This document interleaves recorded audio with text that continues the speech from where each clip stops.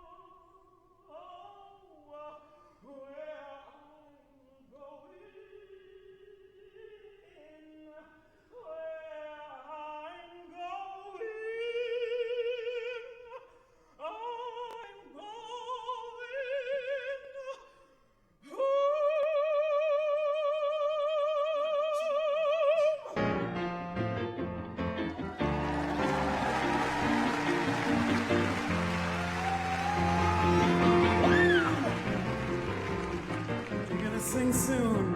Be ready. But for now, King Jesus, no man can hinder me. Ride on, King Jesus, ride on. No man can hinder me. No man can hinder me. King Jesus rides on a milk white horse. No man wants like him. The river of Jordan he did cross. No man wants like him, for he is King of kings. He is Lord of lords. Jesus Christ, the first and last. No man wants like him, for he is King of kings. He is Lord of lords. Jesus Christ, the first and last. No man wants like him.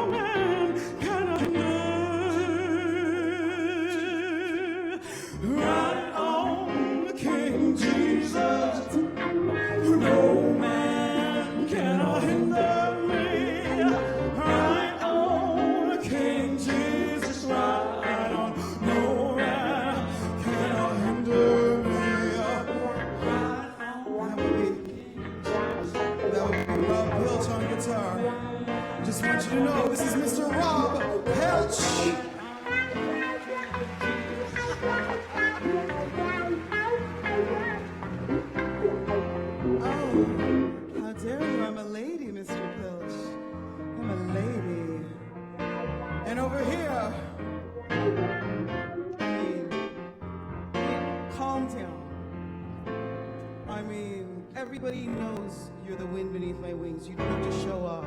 Hey, it's Aaron Davis. It's Aaron Davis. It's Aaron Davis. It's Aaron Davis. Aaron Davis. Aaron Davis.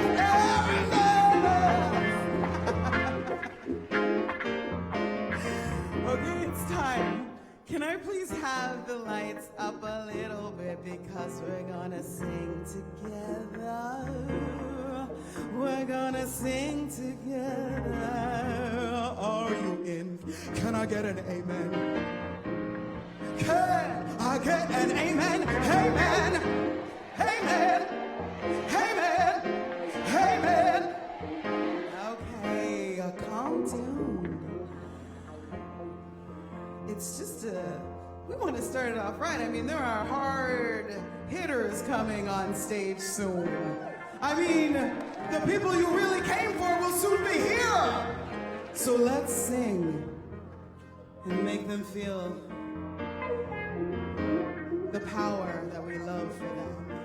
And what it can do to steer us right. That's all I'm gonna say. Here we go. This is what you're gonna sing. Ready? In that great getting up morning, fare thee well, fare thee well. In that great getting up morning, fare thee well, fare thee well. Easy, right? Super easy. Super easy.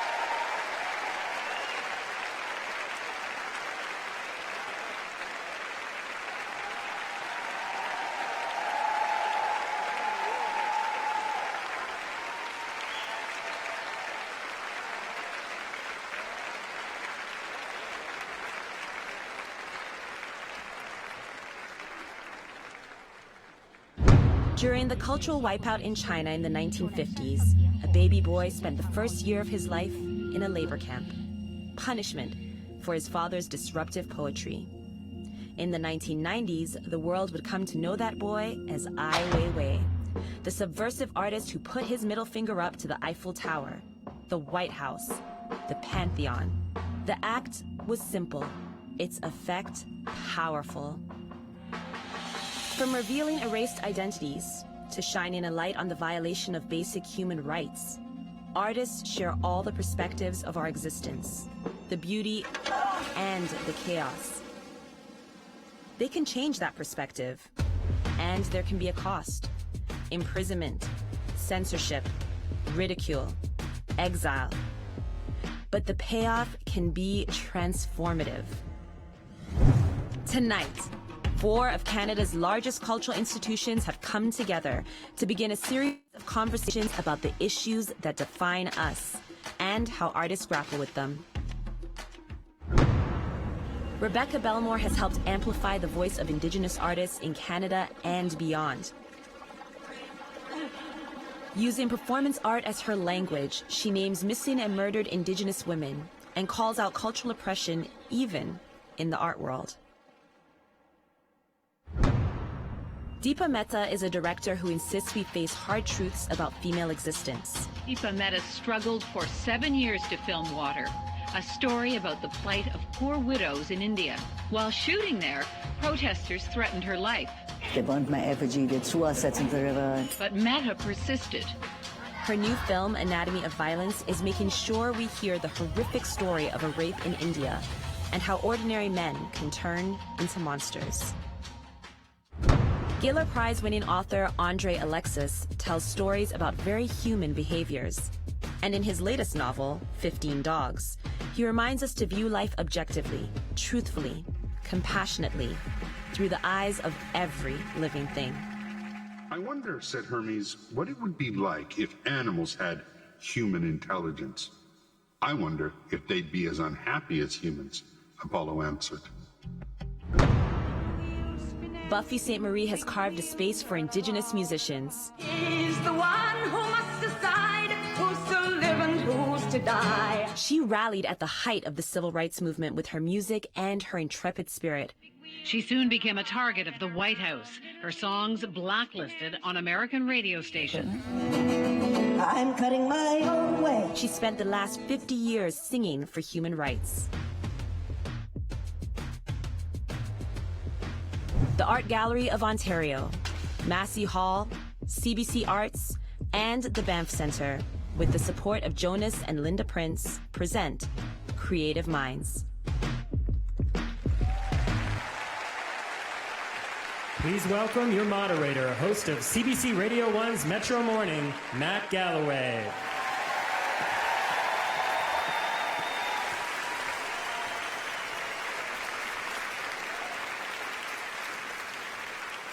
Good evening, everybody.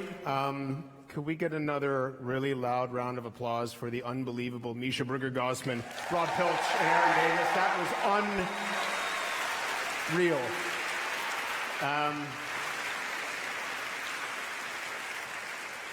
I love the idea of Massey Hall being taken to church as well. There's something kind of sweet about that.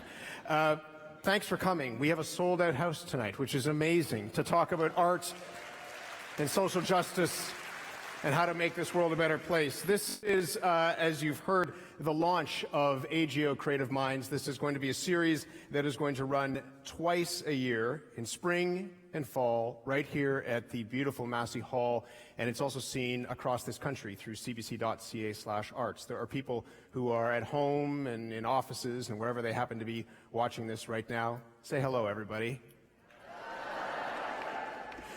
The idea for this, and you heard a little bit about it, came from two people who had the vision and the support to make this happen. Give a round of applause, if you would, to Jonas and Linda Price for making this possible.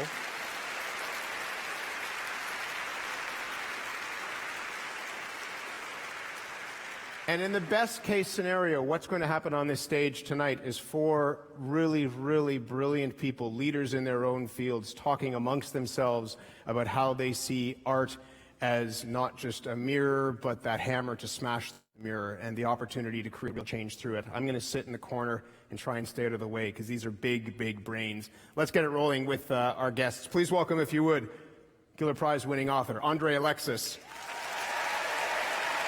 Governor General's Award-winning artist Rebecca Belmore, Oscar-nominated director Deepa Mehta, and the legend Buffy Sainte-Marie.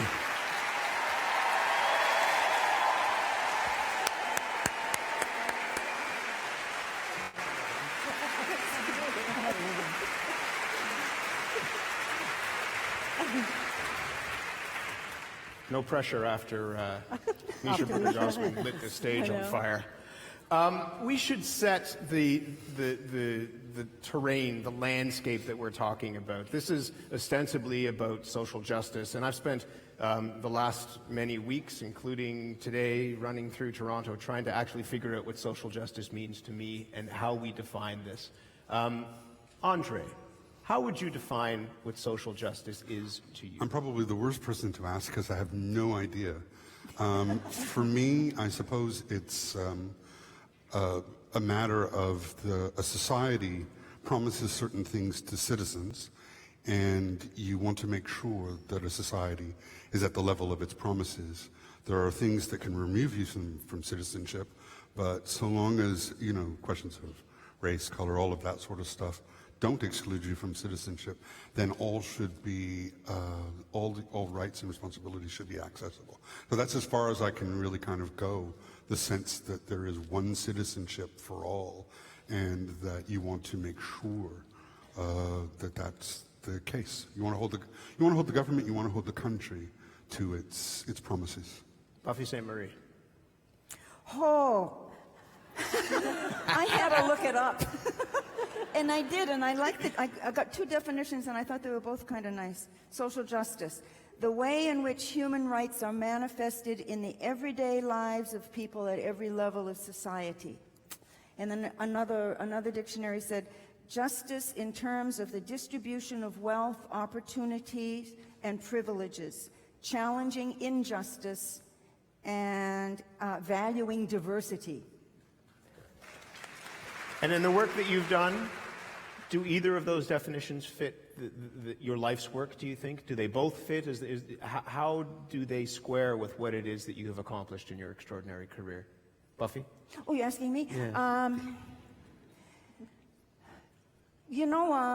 I liked the definitions a lot, and that is something that's in the front of my mind. And I think it's motivated me from the time that I was a small kid growing up in Javex, USA, where I was told that I couldn't be an Indian because there were no more Indians. Because in that town there weren't. There's only one other. So that was something that kind of, it stood out to me at a very young age, and what I had in mind that would be better kind of fits those definitions. Even as a little kid I could tell, there's something wrong with this. Yeah. We'll come back to that in a minute. Deepa, for you, how do you define that landscape of social justice? I guess for me personally, it's something that moves me, that inspires me to learn more about.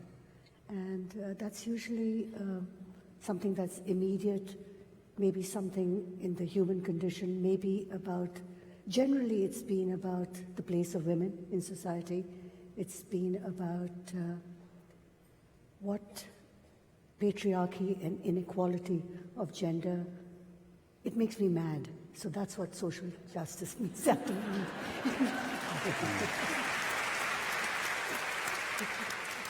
Rebecca Belmore. Well, social justice. Social justice. Where is it? Where does it take place? How does it take place? And what the hell is it? I think it's really, it's very difficult to define, and I still don't know what it is exactly, but what I do feel is that I think that it's the hope for peace, for ending war, no more hunger, no more hatred, all those kinds of things. So I don't know, is it freedom for all people somehow? And is that even something that we can dream? So it's immense, I think, and I actually don't know what it is. Which talks about kind of just how broad the subject matter is that we're talking about, but also how difficult it is to find a way into it. When did you realize that you had a voice that you could apply to that idea of social justice, as vast as it might be? That through your art, you had the possibility to try, in your own way, to change the world? Well, I think as an Indigenous female person growing up in Canada, and particularly in the Thunder Bay area, north of Superior, it was an incredibly strange, place to be, and to realize that your history was not, your history as a Indigenous person was not really part of the education system. So when I was growing up in the 70s and thereabouts. So for me, I guess as an artist, the real pivotal point was the Oka crisis. And what was it specifically about the Oka crisis that led you as an artist to think, I could do something? And I have a platform, I have a megaphone, I have a canvas, I have an opportunity from this vantage point to I really felt at that time that racism in this country was, so hideous and so powerful in trying to create shame for Indigenous people who wish to speak out and protect their land. So I think that really, for me as a young artist, was like a kick in the gut, so to speak. A kick in the gut. Yes, and it totally shifted my way of thinking about art. And so the megaphone piece, or Yumi Watch Omamamawan, speaking to their mother, was a pivotal point for me as an artist, because I had the opportunity to create an artwork, an object that could be taken to the people, so to speak, and the people could speak directly to the land. Buffy, go ahead. Totally off the track.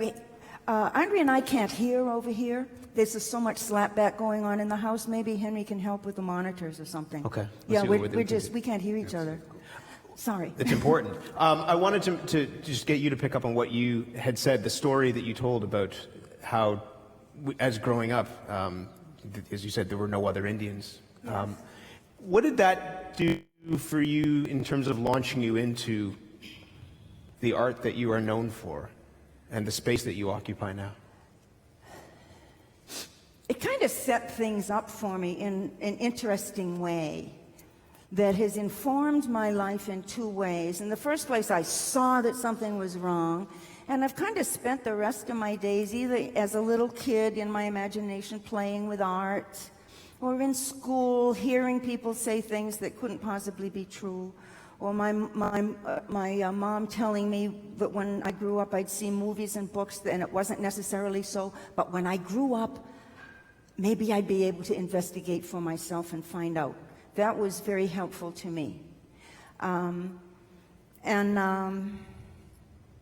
With concerts, and I mean, there are a lot of things out there in the world that people will tell you are so. You know, some will tell you what you really want ain't on the menu. Don't believe them. Don't believe them. Cook it up yourself and then prepare to serve them. So at a certain point, I kind of think that's what, well, at least some artists do. We see something wrong with the world, and instead of just shaking a fist and being angry, we try to fill in that blanks missing. And when it comes to social justice and marginalized people, particularly indigenous people, I feel as though what's needed is Indian 101, because people just do not know. And we're at a good point with Truth and Reconciliation. There's a lot available now, and there's a lot of good work going on right now. So also thank you to AGO for the opportunity, and the Banff Center, the other sponsors, to talk about it. Because I think, you know, the good news about the bad news is that it's more transparent now and more people know about it, whatever the issue is. We do have the power to communicate together. And although we complain about, you know, social media and the internet and everything and what's out there is only us. It's the same people that are out there on Yonge Street and Bloor and everywhere else. Rebecca talked about how she felt after the Oka crisis, that she had an obligation almost to speak up. Like an obligation, like that she had to do it. Do you feel that you have to use your voice? Well, I don't feel as though I have to because somebody else wants me to, but I feel as though I have to because of myself. I feel highly motivated, but inspired. See, it's a good thing. And when I was being told, you know, the old, I don't know, Disney Pocahontas version of Indigenous history,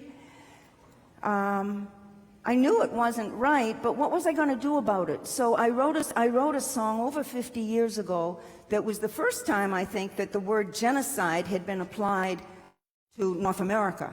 Because people just didn't used to talk about it at all. It was almost unknown.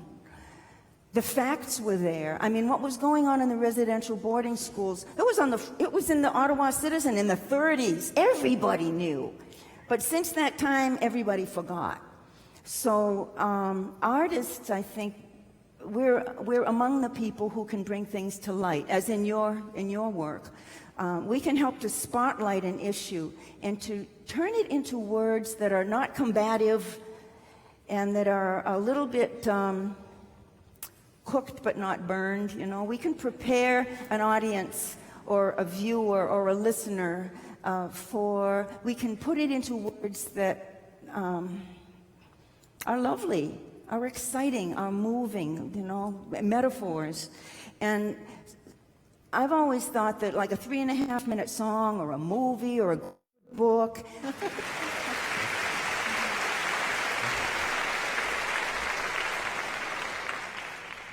Andre? You know, the funny thing is, the context is everything, obviously. For me, I grew up at a time after the civil rights movement in the United States, where I was obviously aware of the sort of blackness, but it felt to me, being in Canada, that what was expected in terms of the response to it was a concentration on social issues. Pointing out the things that are wrong and making that the basis of your art.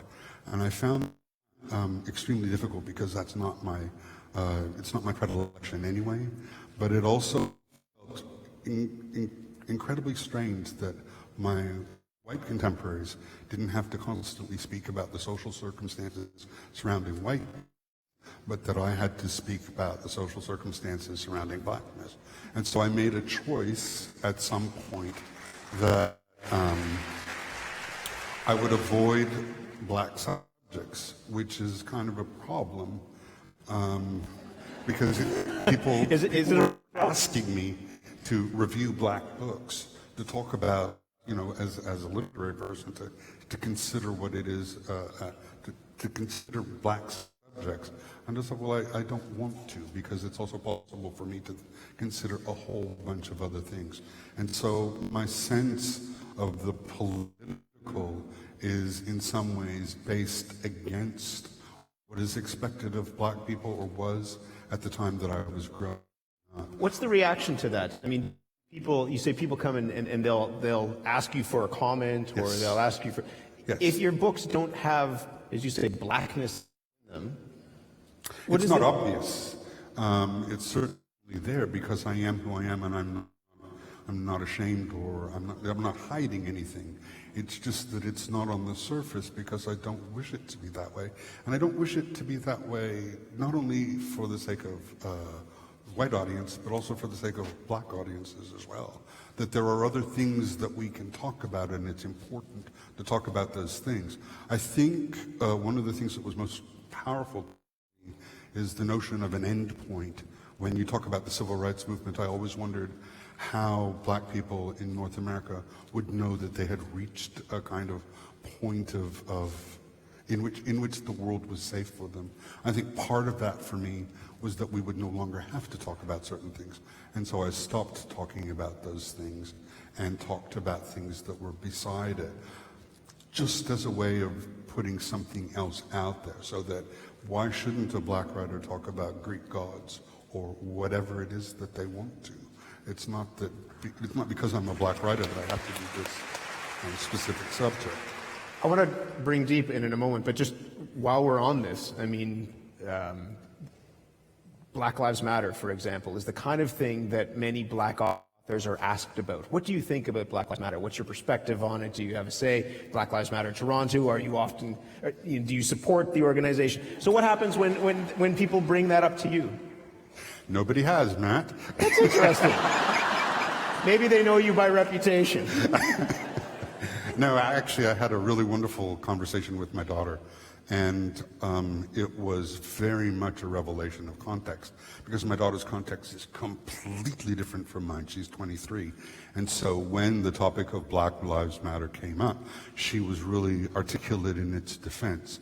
I found myself feeling like an old fuddy-duddy, because my first points are like, well, are you sure that the police are the same in Canada as they are in the United States? Which black people are we talking about? Which lives matter? Are they talking about my life? I found all the objections within me because I kind of prize clarity in that situation. And so the one thing that I have against Black Lives Matter Toronto is it feels at times like a branch plant of an American organization, and I want something that tells me or shows me that it's really about the place where we're living, because clarity is important when we're talking about where we are. And so I would love a little bit of that. Like when I heard their protest against the police during the Gay Pride Parade, my question is, well, are Canadian police in their relationship to black people like American police in their relationship to American black people? My feeling, maybe or maybe not. We are not the same countries, you know. Your faith that it is the same is interesting, but I don't know whether it's the case, and I would love to hear someone show me that. Having lived in the United States and dealt with the paranoia in the United States and dealt with the situation, I'm just not convinced. But that doesn't mean that they're wrong. It just means the conversation is important. Deepa, you have made a series of films that, including most recently Anatomy of Violence, that are very pointed in, as you say, how you talk about gender issues, in particular treatment of women around the world. Do you see, because you have an audience, you have success, you have a vehicle, that you therefore have an obligation to speak about those issues? I thought we spoke about it this morning, Matt. We did, but in case people were sleeping, you all listen to Metro Morning.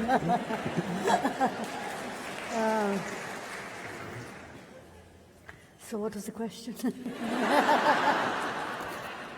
Do you feel like you have an obligation in your films to be political, if I can put it that way? I didn't in the beginning. I remember when I decided to give up academics and become a filmmaker, I told my father, and I said, I'm going to make movies. He was a film distributor in India. And his response was, okay, but as long as you remember two things. One is you'll never know when you're going to die, and the other is you'll never know how a film is going to do. So that sort of sets up my philosophy. I mean, there's no sort of expectation, or I don't feel that I have to stand on a pedestal and I have a message to give. I mean, if there's a fire in my belly, it's because a story moves me. It's because I hear of an incident and I'm outraged, or I'm in awe, or I'm moved deeply. And I think it wasn't until Anatomy of Violence that we actually, David and myself, made a definite effort that this is a film that's not, that is meant as an obligation, something that I feel really strongly about, that it's based on the gang rape in 2012 in India and or in and around it. And I felt that if we didn't use it as a springboard to examine what the men were like, we'll never break the cycle. So I felt this time I actually took a stand, and there's no telefilm money, there's no government funding, there's no distribution. We did it ourselves, and we did it because we really do believe that we have an obligation to. So.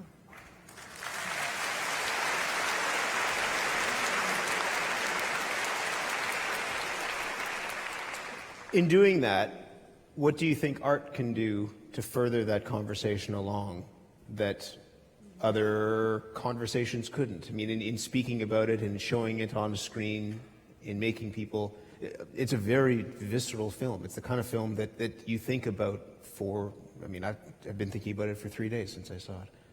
What is it that art can do that's different than other conversations, do you think?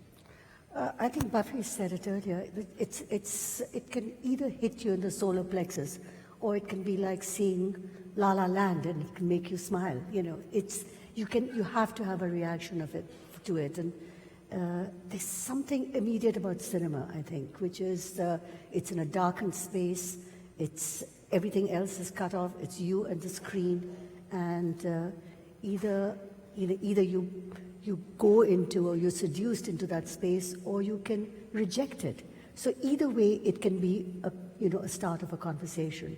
It's about dialogue, finally. And I think as an artist, that's the risk, because each time you start a dialogue or you do something that might start a dialogue, you put yourself at risk personally, because you're going to be dissected, maybe you'll be celebrated, but usually it's really shitty.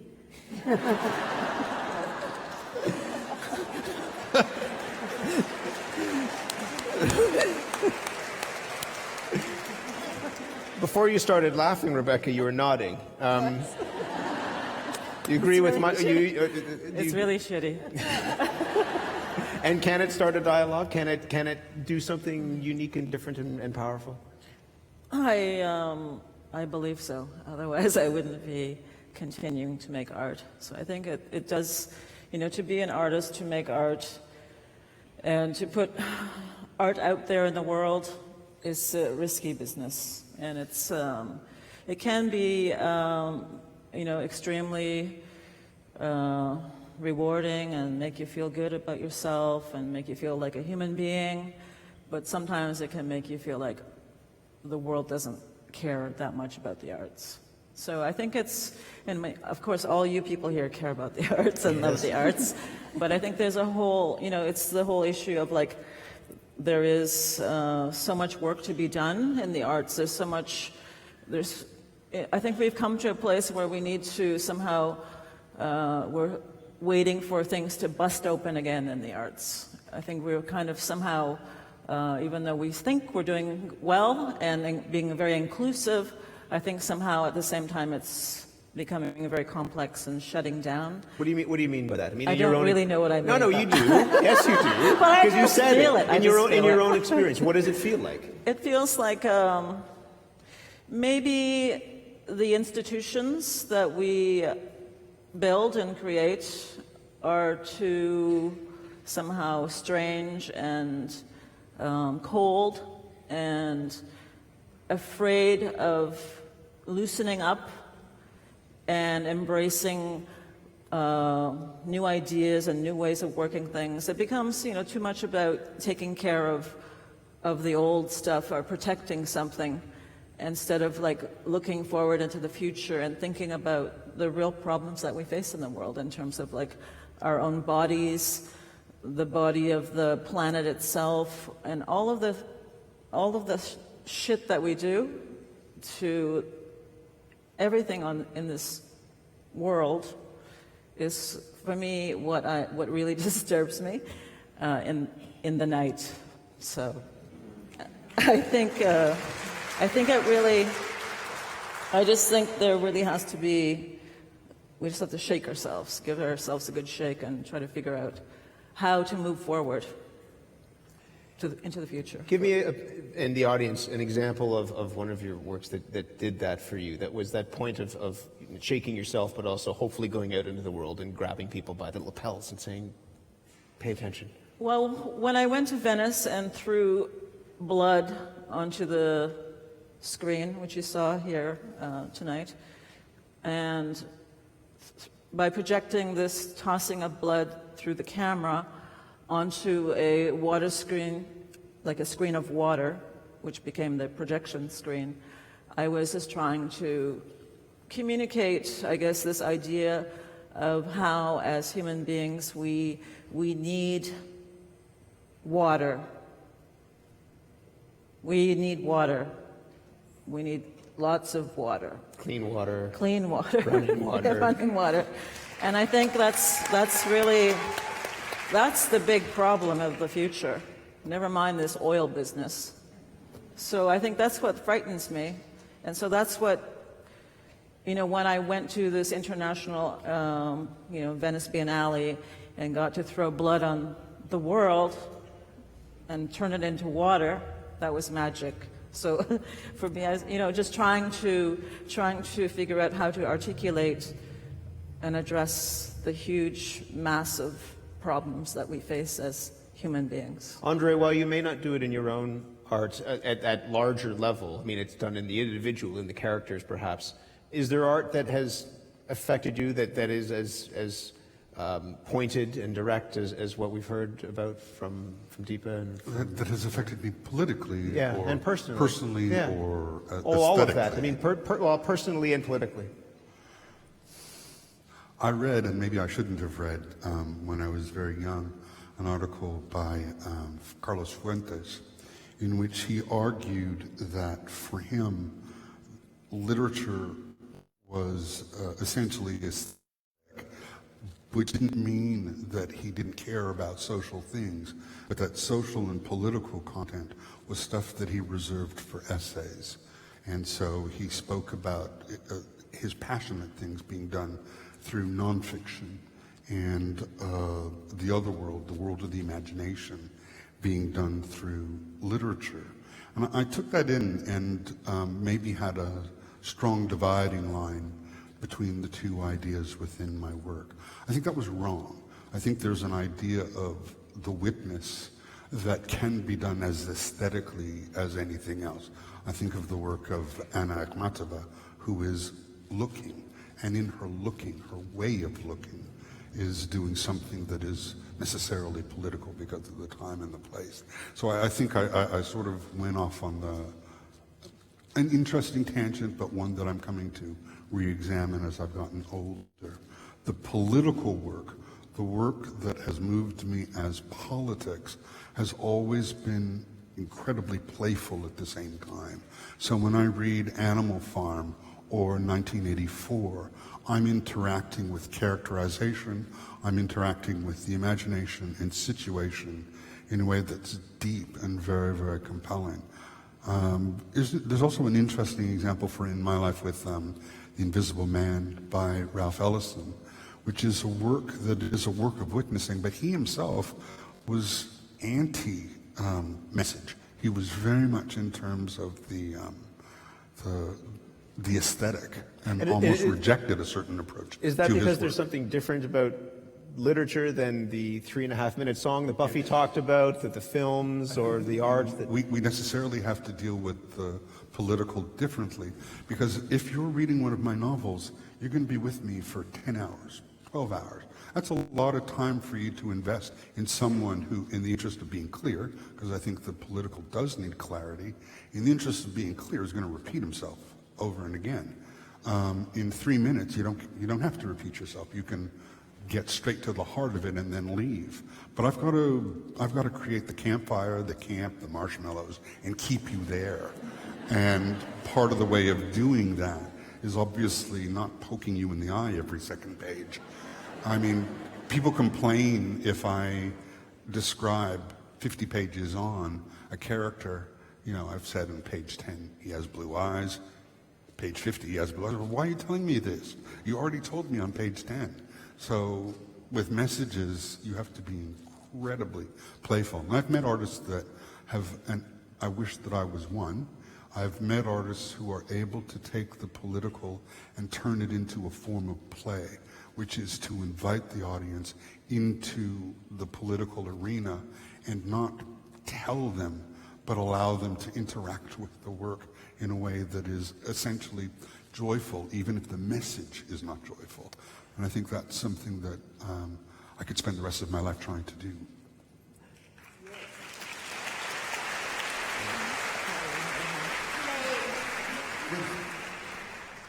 Buffy, what is being you and being as vocal and political and pointed in your career, what does that cost you, do you think? Has there been a cost because of that activism? Well, professionally, it's cost me a lot. How so? Well, you know, in the 60s, I had a big career going at, you know, the age 22, 23. I mean, you know, like magazine covers and The Tonight Show, and I was very, very well known. Yeah. And I thought I was going to last maybe about 10 minutes more, so I thought if I was going to do anything for the things that I believed in, I better get to it. So I was writing songs, and in Hollywood, they wanted me to do this movie, this 2-hour movie, where I was going to be the lead Indian, right? And I said, well, what about the other Indian parts? I'm not going to be in it unless everybody's an Indian. They said, well, that's impossible.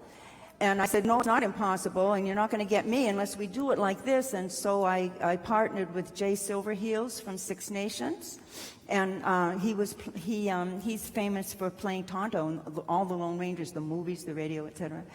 He and I, we turned the movie company onto the Indian Actors Workshop in LA, and we pulled it off.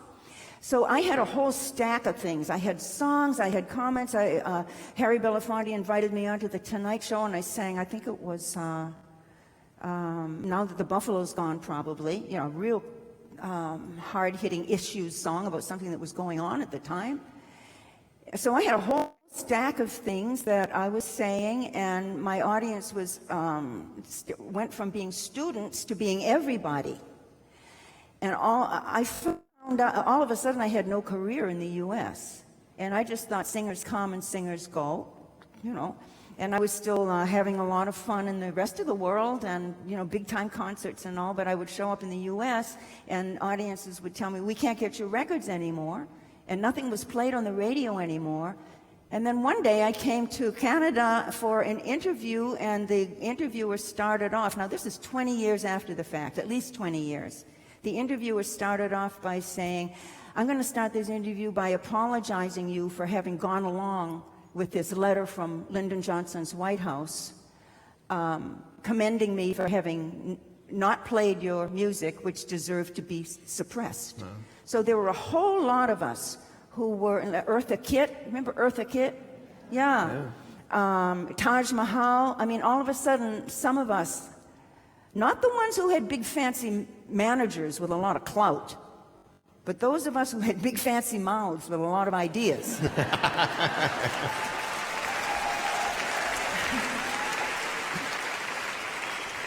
So I had no idea, and I happened to mention it to my lawyer, who was a friend of mine, and he said, well, let's get your FBI files. And I said, I don't have any FBI files. I'm just not that important. Well, it turned out I did have FBI files. There was nothing in them, but if you had written to the FBI, they would send you a letter back that would say, yes, there is a file on her, and we can't tell you what's in it. There was nothing in it. They wanted me to go to Washington, and, I mean, I'm sorry to go on and on, but this is a case of suppression of art. And they wanted me to go to Washington to their offices and read my file, and my lawyer said, no, you guys come over here. She's going to read them in my office, and you guys can observe. And so I didn't even know that that was possible, right? So that's what we did. There was a whole lot of black magic markers. Everything is redacted. So there was nothing in there. I had never committed a crime, and yet I was put out of business. And sometimes people will say, well, doesn't that make you hate the U.S. government? It had nothing to do with the U.S. government. It had to do with two political administrations, Lyndon Johnson, a Democrat, Richard Nixon, a Republican. A political administration is just a handful of guys, and what happens is that somebody goes in the back rooms and makes nasty phone calls to the networks, and you are dead. It's all done through personal networking, social networking. You are blacklisted over a drink and a steak. It's not the U.S. government who blacklists people. It's just a handful of guys in an administration that only lasts a few years.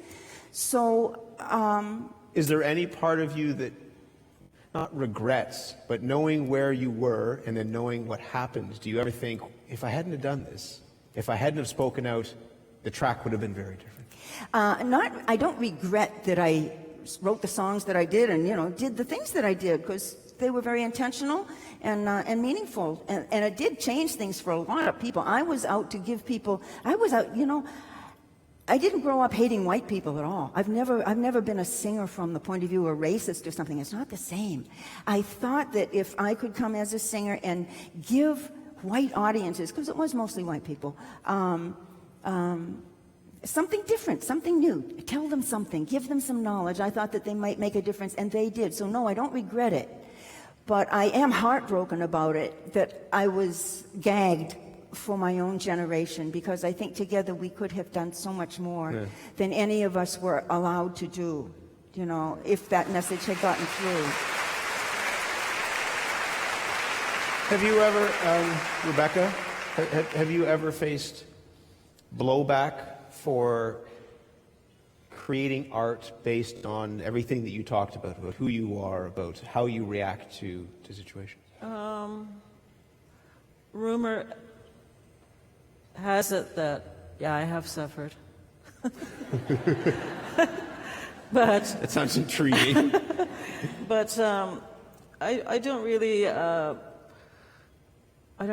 look at it that way. The way I see my role as an artist in society is to make work from my own experience of the world, and that has a lot to do with the fact that I live in this body, this indigenous female body, and that's how I walk around town and go out into the world and make art. And I think that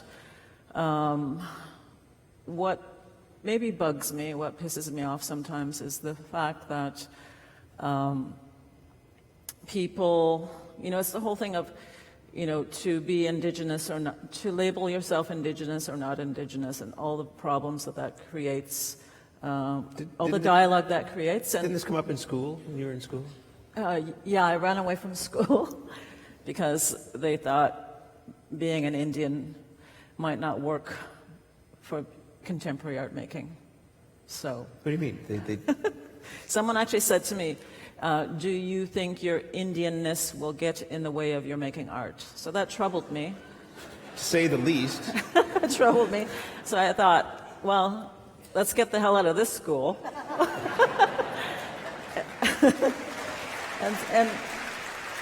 and so I just went out into the world and got a studio and started to make art, and eventually over the years I felt comfortable calling myself an artist. So I don't really think of myself as a politically engaged artist. I just make art that I think that I have to make, and if it happens to, upset some people or offend people, then that's okay too. Deepa, is that part of the game, that you have to be willing to upset people, offend people, rattle people, make art that isn't just uncomfortable, but is meant to provoke a reaction and to provoke a conversation? I hope not, because I think that for me, it would defeat the purpose of the films I make if I was doing them to evoke a reaction. It seems so self-indulgent, and no, not for me. I mean, I think it's really important that that I get moved. I know I am moved by a story, like I said, or an incident, and that's what makes me feel really passionate. It's not about, this is a message I have to give. I mean, I think that's accidental. Yeah. If it happens. I mean, I've made irreverent films as well, and I've really enjoyed doing them. And I've made films that have, ended up with my effigies being burnt. But that's not the reason to, I don't have to go to that extreme and I'm not conscious when I'm writing my films or I'm shooting a film that I'm doing this to actually get a reaction or to have people be upset or be applauded. That's not the reason. I just feel I have to tell a story, and that's what it is. The story is interesting.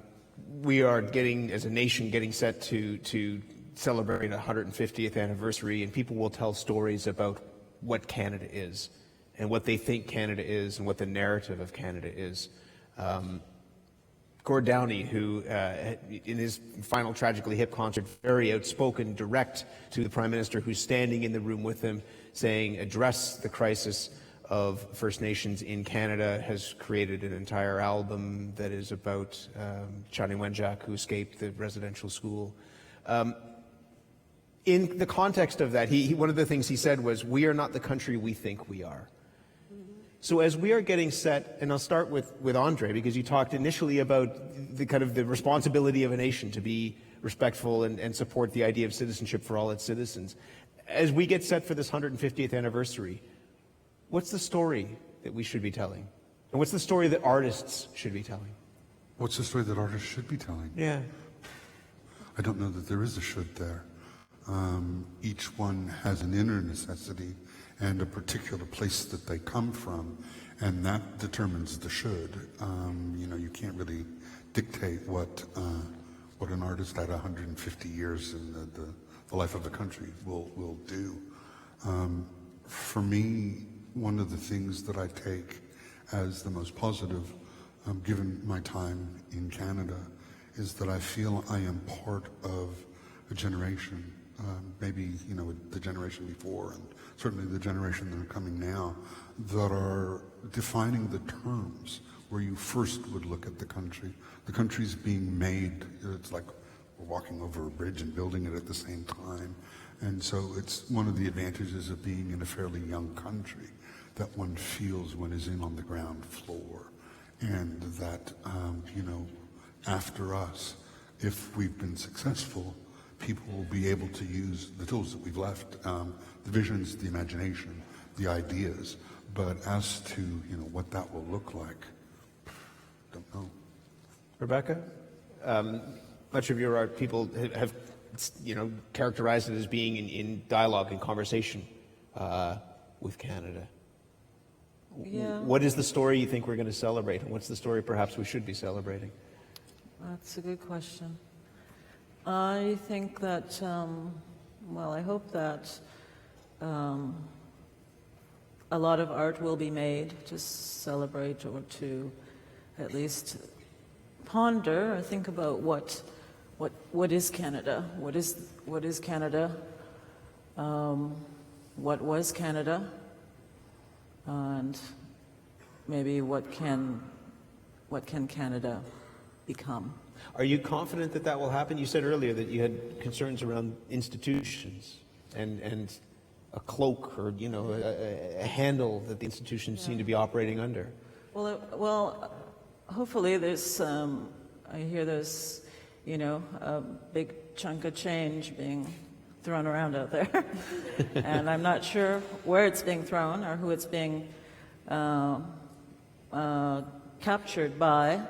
But hopefully it is, you know, it will reflect some kind of, you know, intense discussion about what the country is through, you know, a whole variety of art forms and a whole diversity of artists. That's what I'm hoping for. So then maybe when the dust settles, you know, the following year, it can be analyzed and assessed, and we can try to figure out where we are at in this country in terms of the arts and the kind of people we want to be living together on this land. So that's, I don't know, that's a picture. I guess that's a picture of hopefully a lot of activity in communities from the museum down to, you know, the street. So all kinds of artworks happening, and maybe that's what I'm hoping for when I mean shaking things up. Yeah. If we can kind of like quit being so, you know, uptight and loosen it up a bit and try to figure out how to communicate with each other and dialogue with each other. Will it be those big, I mean, this is interesting. This is an initiative that's sponsored by 4 big institutions, so you don't want to be impolite or anything like that, but at the same time, biting the hand that feeds you, are those institutions? I can always take it to the street. I was going to say, are those That's institutions? where I Is the street, is that what it's going to be? Right? I don't know more. Let's take it to the street. Will it be led by the street? Pardon? Will it be led on the street rather than in those institutions? It'd be amazing if it was led on the street. That'd be awesome. Deepa, for you, I mean, if you look at what will happen next year and the hoopla, the celebrations, what is it that we should be celebrating? What is it that you think we will be celebrating?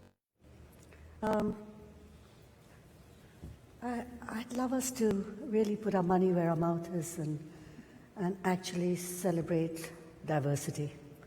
What does that mean, actually celebrate diversity? Instead of just paying lip service to diversity. And I'll talk about movies because, and this is something that's been infuriating me for the last year, and since I've taken my lead from you, is that I come across young filmmakers, and they're from different parts of the world. They might be from Trinidad, they might be Syrians, and they're Arabic, and they're Bangladeshis, and they all want to make movies. And they have a problem because they can't apply for government funding if their films are not in French or English. And I think that's a real... Are you serious? That's really sad.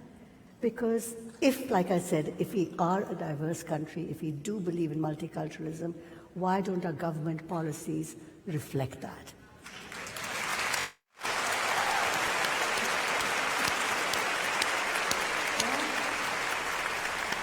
Have you had an opportunity to bend the ear of any of those with their hands on the lever of power to, you know, as you say, if you're infuriated by this, has that reached those in power? I had breakfast with the Honourable Minister. Is that the way Melanie you address Joly? it? Yes, yeah. And I think she was also really surprised. And then I followed it up by meeting some of her policy people in Ottawa, because it really is extremely important. I think that our films will be enriched, our stories will be enriched if we can we have the choice to tell them. But think of and all they those aren't stories that are out there. compromised. Yeah. Exactly. And those are Canadian stories. And that is what makes us a richer country. And, but I never heard back after that. So, if anybody has any clout, please do something. Ms. Jolie, if you happen to be watching on the live stream, Deepa on line 2. Buffy Sainte-Marie, if you think about the celebrations of next year and the 150, how do you come into this, and what are you thinking that we should be celebrating? Stay calm and decolonize. That's all I can say. Stay calm and decolonize.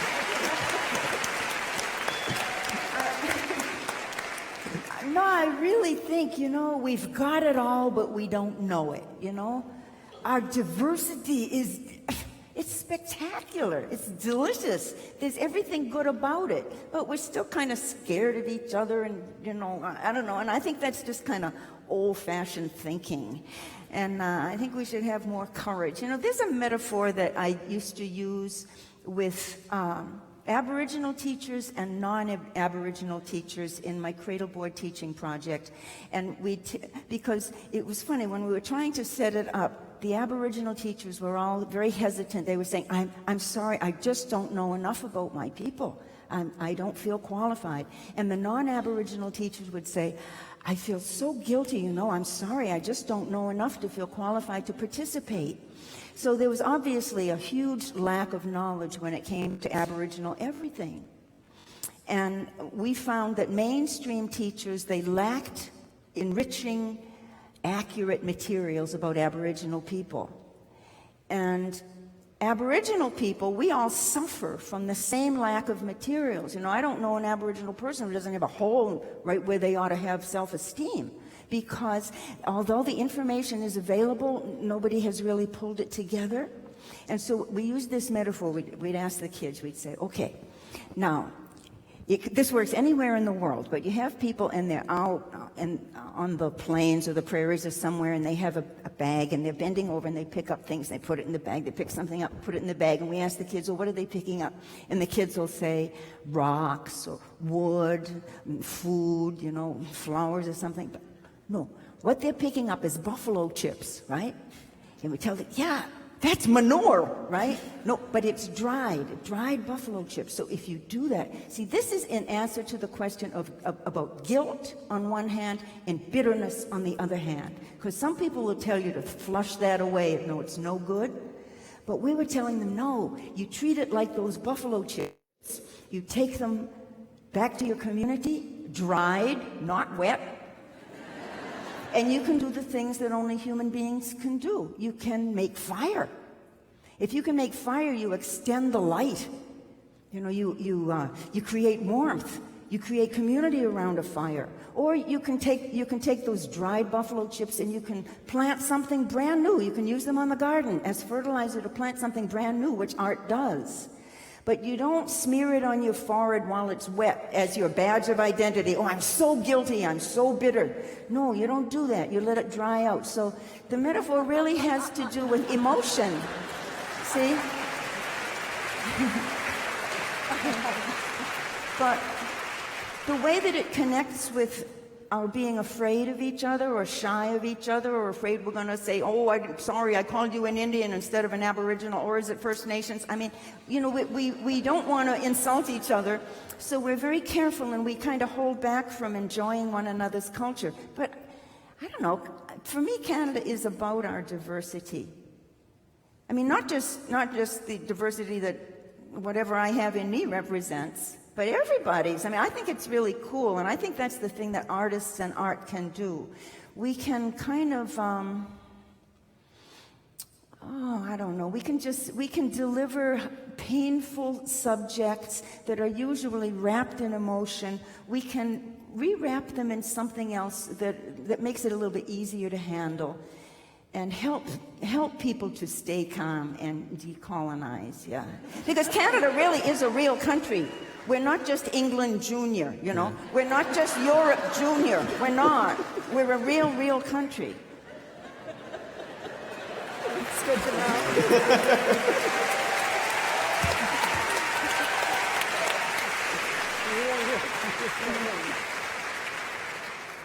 Are you confident about, you were a witness at the Truth and Reconciliation Commission, and this is about the idea of reconciliation, which is, the truth is one thing, reconciliation is something else. Are you confident about that process? You know, I am and I'm not. What makes me very confident, idle no more is a real thing too, you know. Idle no more is not, thank you. So before I'm going to interrupt myself. What do you mean when you say it's a real thing? We know it's a real thing, but to you, what makes it a real thing? No, idle no more is a real thing. In other words, it's not like a corporation that somebody invented so that I'm the president and you can be the vice president and he can be the secretary. It's not that pyramidal hierarchical structure of colonialism. It's real live grassroots people, wherever they happen to be, doing exactly what's needed. We'll show up if we can, somebody else will if we can't. It's a real grassroots movement, kind of what was going on in my life in the 60s with the anti-Vietnam War movement. It's a real thing. And so Idle No More are doing some very interesting things. Go to their website because they have some real interesting projects coming up. And it's not as though some corporation or advertising agency is trying to put something together and sell you a website. It's not about that. It's about informing people.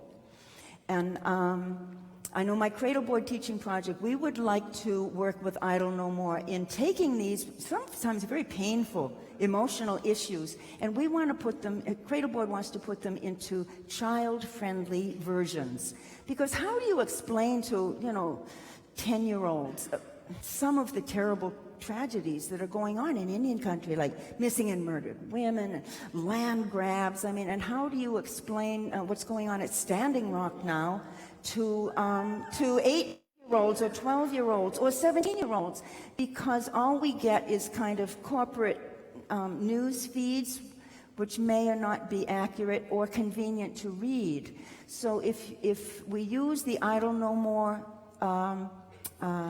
if we use some of our energies that Idle No More represents, real stimulus to inform each other, inform other Canadians. It's done very heartfully, It's not about getting even or anything. It's just wanting to inform people so that our fellow Canadians will understand, how do you need to give people a platform where they can get on. You need to give them a running board so that they can climb onto the train, You need to give people a little bit of an introduction in order that they'll feel comfortable in learning more, in wanting to learn more, and in participating.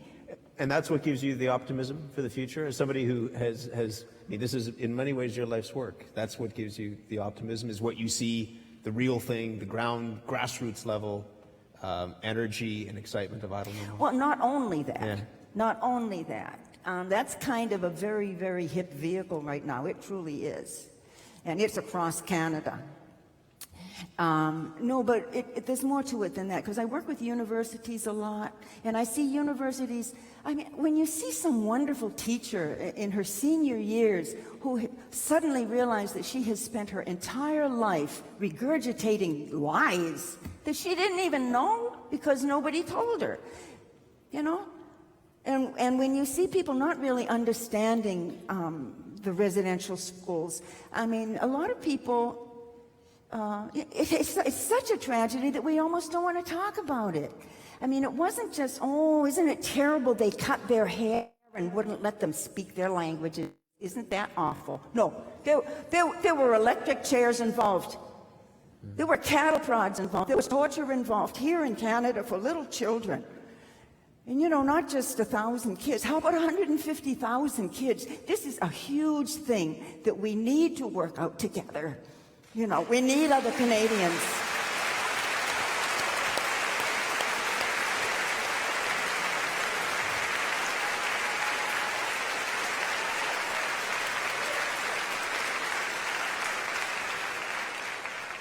André, where do you find optimism for the future? In her.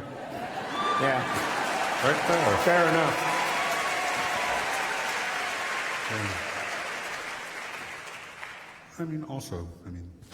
Comics, movies, all sorts of things. It comes in, there's not one particular place that I go to. I feel, when I need it. I can find it in a number of places, but mostly Buffy. Deepa, for you, who's the next? Like, who's got next? Who's the person? Is there in the next generation that there's people around the corner who are kind of lighting you up and thinking, you know what, the work that I have done and the struggle is in good hands? Definitely. I mean, I have such hope when I look at the youth today. I mean, you have, we East Indians are sort of weird, and suddenly they're going, young 15-year-olds have Chinese girlfriends, and it's about that mixture that's happening, and that gives me an enormous amount of hope. I mean, and just look at the group that put this together. Like, there's Sean O'Neill, there's Devyani, and there's Chris Lowry. I mean, and then there's Linda and Jonas. I mean, this is really hopeful. The very fact that we're sitting together and we can talk, and there are 2,000 people listening to us, holy shit. It's like, wow, and there you are, Matt. I mean, this is amazing. Yeah. Thank you all. This gives me optimism. I mean, that's fantastic. All of you.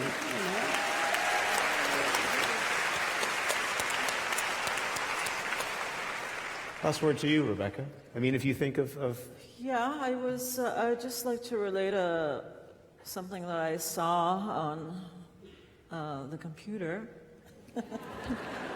And it was during the time that I was living in Winnipeg, probably, I don't know, maybe 2013, and Idle No More was, maybe it was 2014, when Idle No More was really kind of hot and active, and round dancing was taking place all across this land. And what I saw on the computer was I saw this young woman who might have been 17, 18, couldn't tell really, just a young woman. And she was dressed in a jingle dress, traditional dress. And she had gone into the Manitoba Legislative Building, into the lobby, and they have a big security there it's like you're going through customs to get into the Parliament. But she had arrived early because I guess they were going to start their march and their round dance from that site. So she was early, and she put her cell phone on the ledge, and she just danced quietly in one of the alcoves. She said, I'm really scared, but I'm going to do it anyway. And so for me, that was really amazingly powerful. Yeah. That's amazing. That's beautiful. It's been a real pleasure to sit on the stage with the four of you. I hope that the optimism that all of you have comes to life in the years ahead. Please, if you would, a round of warm applause for André Alexis, Buffy Sainte-Marie, Deepa Mehta, and Rebecca Belmore.